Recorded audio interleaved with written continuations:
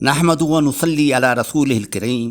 برادران اسلام، تقدیر کے بارے میں عام طور پر ہر انسان کے دل و دماغ میں یہ سوال پیدا ہوتا ہے اور یہ الجھن رہتی ہے کہ اگر دنیا میں انسان جو اچھا برا کام کرتا ہے، اگر یہ سب کچھ اللہ تعالیٰ نے پہلے سے لکھ دیا ہے، پہلے سے طے شدہ ہے، تو پھر اچھائیوں اور برائیوں کی ذمہ داری انسانوں پر کیوں؟ جبکہ بندے اس کے مطابق عمل کرنے پر مجبور ہیں، تو پھر ہم اپنے اعمال کے ذمہ دار کیوں اور کیسے؟ پھر اعمال کی سزا و جزا کیوں؟ پھر ہم سے سوال و جواب کیوں؟ پھر جنت و دوزخ میں ڈالے جانے کے کیا معنی؟ پھر دنیا اور آخرت کے لیے سعی اور عمل و محنت و مشقت کیوں؟ یہ شیطانی وسوسے، خیالات اکثر ہمارے دل و دماغ میں الجھن پیدا کرتے رہتے ہیں۔ اگر کسی مومن صاحب ایمان کے دل و دماغ میں یہ وسوسے پیدا ہوں تو سب سے پہلے ہمیں بحیثیت مسلمان ہمارا یہ ایمان و عقیدہ ہے کہ اللہ تعالیٰ تمام دنیا کا خالق و مالک و رازق ہے، اور صانع ہونے کی حیثیت سے اپنی مخلوق کے ساتھ جو معاملہ بھی کرے بلا شبہ وہ اس کا حقدار ہے۔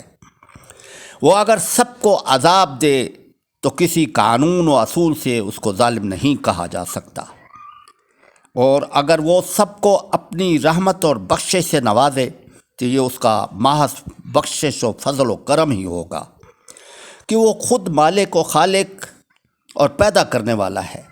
اللہ تعالیٰ کی اس خاص حیثیت، حقیقت اور سنت کو اگر دل نشین کر لیا جائے تو مومن کے دل سے یہ تمام وسوسے اور شبہات دور ہو جائیں گے۔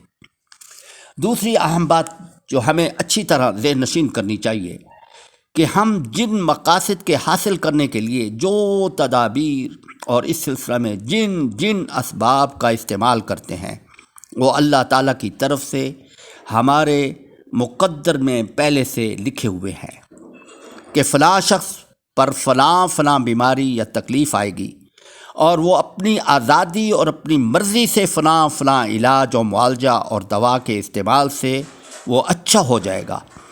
صحابہ کرام رضوان اللہ اجمعین نے عرض کی، یا رسول اللہ، جب یہ سب کچھ پہلے سے ہی طے شدہ ہے اور لکھا ہوا ہے تو پھر ہم نوشتہ تقدیر پر بھروسہ کر کے کیوں نہ بیٹھ جائیں اور کیوں نہ سعی و عمل چھوڑ دیں؟ آپ صلی اللہ علیہ وسلم نے ارشاد فرمایا، نہیں، سعی و عمل کیے جاؤ، کیونکہ ہر انسان کو اسی عمل اور کام کی توفیق ہوتی ہے جس کے لیے وہ پیدا ہوا ہے۔ جو نیک بخت ہوگا تو اس کو سعادت اور نیک بختی کے کاموں کی توفیق ملتی ہے، اور جو کوئی بدبختوں میں سے ہوگا تو اسے شقاوت اور بدبختی والے اعمال بد ہی کی توفیق ہوگی، جیسا کہ قرآن مجید میں ارشاد ہے، وَأَمَّا مَنْ أَعْطَى وَاتَّقَى وَصَدَّقَ بِالْحُسْنَى فَسَنُيَسِّرُهُ لِلْيُسْرَى وَأَمَّا مَنْ بَخِلَ وَاسْتَغْنَى وَكَذَّبَ بِالْحُسْنَى فَسَنُيَسِّرُهُ لِلْعُسْرَى۔ جس نے رائے خدا میں دیا اور تقوی اختیار کیا اور اچھی بات کی تصدیق کی، یعنی دعوت اسلام کو قبول کیا، تو اس کو ہم چین اور راحت کی زندگی دیں گے۔ اور جس نے بخل سے کام لیا اور مغرور و بے پرواہ رہا اور اچھی بات کو جھٹلایا، تو اس کے واسطے ہم تکلیف دے اور دشواری والی زندگی کی طرف چلنا آسان کر دیں گے۔ یعنی جو جنت میں جائے گا وہ اپنے اعمال خیر کے راستے پر چلتا ہوا جنت میں جائے گا، جو جہنم میں جائے گا وہ اپنے بد اعمالیوں کی وجہ ہی سے جہنم میں جائے گا۔ حضرت شاہ ولی اللہ محدث دہلوی رحمۃ اللہ علیہ فرماتے ہیں کہ تقدیر لکھنے سے مراد جس طرح ہماری قوت خیالیہ میں ہزاروں چیزوں کی صورتیں اور ان کے متعلق معلومات جمع رہتی ہیں، اسی طرح اللہ تعالیٰ نے عرش کی قوتوں میں سے کسی خاص قوت میں، جس کو ہماری قوت خیالیہ کے مشابہ سمجھنا چاہیے، تمام مخلوق اور ان کے تمام اعمال و حرکات و سکنات کو، غرض جو کچھ دنیا میں ہو وہ سب عرش کی اس قوت میں اسی طرح موجود و محفوظ ہے جس طرح ہمارے خیال میں لاکھوں صورتیں اور ان کے متعلق معلومات ہوتے ہیں۔ مسئلہ تقدیر کے سمجھنے کے لیے ہمیں اس حقیقت کو ہرگز فراموش نہ کرنا چاہیے کہ ازل میں جب کہ اللہ تعالیٰ کے سوا کچھ بھی نہ تھا، زمین و آسمان ہو، ہوا و پانی، عرش و کرسی میں سے کوئی چیز بھی پیدا نہ کی گئی تھی، کان اللہ لم یکن معہ شیء، تو اس وقت بھی اللہ تعالیٰ کو بعد میں پیدا ہونے والی اس ساری کائنات کا پورا علم تھا۔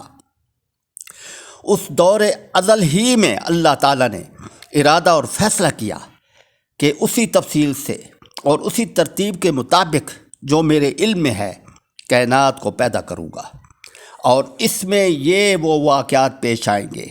الغرض آئندہ وجود میں آنے والے عالم کے متعلق جو تفصیل و ترتیب اس کے علم سابق یعنی ازلی علم میں تھی، اس نے ازل ہی میں طے فرمایا تھا کہ میں اس سب کو وجود میں لاؤں گا، یعنی عرش کی قوت خیالیہ میں تمام مخلوقات کی تقدیر نقش کر دی گئی تھی۔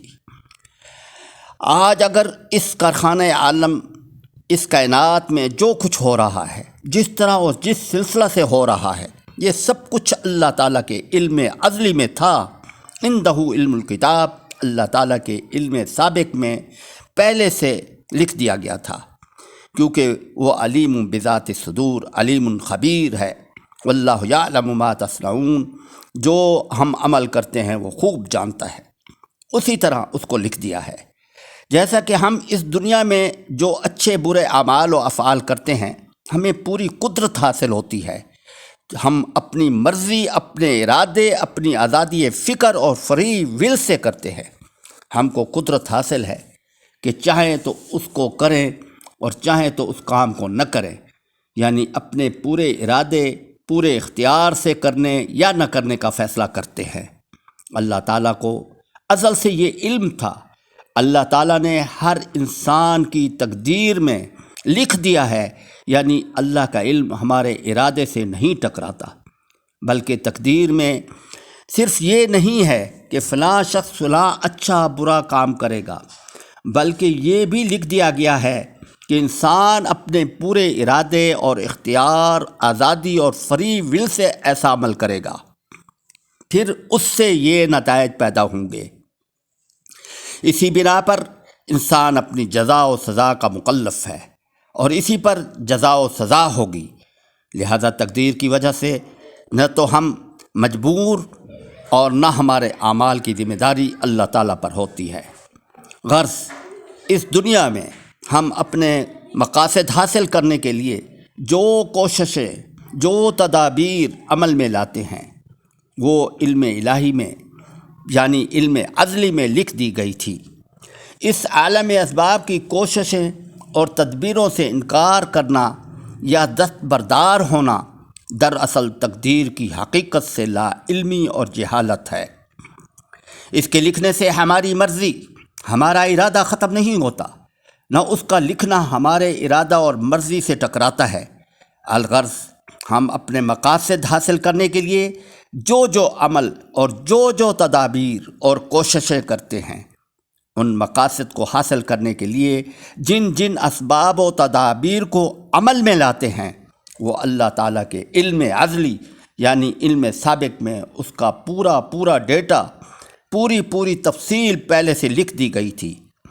ہر انسان اپنے مکمل اختیار سے، بغیر کسی رکاوٹ سے کیا کچھ کرے گا، عندہ علم الکتاب، اس کا لکھنا ہمارے ارادے، ہماری مرضی، ہمارے اختیار سے، ہمارے فری ول سے نہیں ٹکراتا، اس کے ہم خود ذمہ دار ہیں۔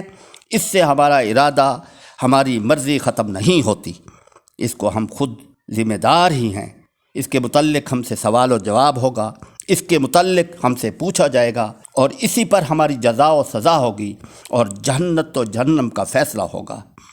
یہ ہے تقدیر کی اصل حقیقت۔ واللہ اعلم بالصواب۔ بندہ کی ویڈیو کو سبسکرائب فرمائیں اور دوسروں دوست و احباب کو بھیج کر ثواب دارین حاصل کریں۔ وآخر الدعوانا ان الحمد للہ رب العالمین۔